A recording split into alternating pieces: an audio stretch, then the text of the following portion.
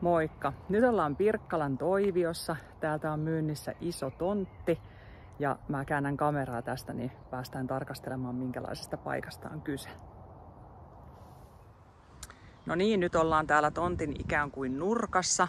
Eli tontin pinta-ala on 1730 ja risat 4 metrejä.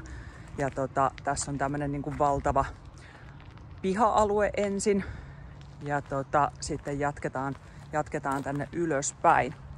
Eli sen verran isosta tontista on kyse, että tässä olisi ideana, että tämän pystyisi jakamaan tämän tontin ja sitten mahtuisi rakentamaan tähän mahdollisesti jopa 2 taloa, eli rakennusoikeutta 433 neliömetriä, niin sillä saa sitten 20 taloa tässä rakenneltua. Eli tässä olisi tavallaan tämä alapihan osuus ja sitten täällä on tällä hetkellä vuonna 50 valmistunut talo ja vähän muutama talousrakennus.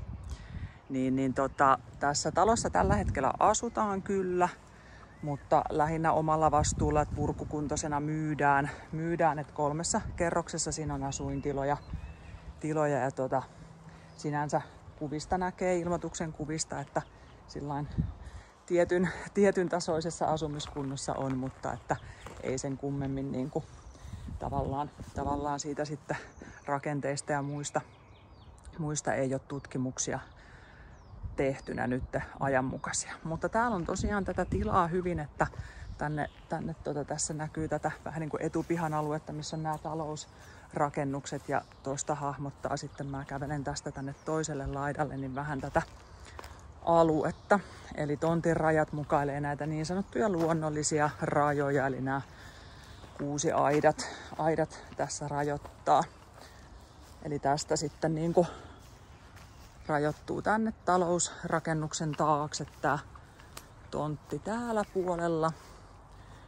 Täälläkin on vielä tätä maata jonkun verran ja sitten tästä kun käännän kameraa tänne tavallaan alapihaa kohti, niin täältä sitten hahmottaa. Eli Toivio on ihan mahtavalla suositulla lapsiperhealueella tontti sijaitsee. Eli täällä on loistavat palvelut lähellä, lyhyt matka Tampereelle ja motarille pääsee näppärästi ja sitten kaikki Pirkkalan palvelut ja Toivion tykätty koulu ja päiväkoti lähellä. Osoitteessa Karjalan tie.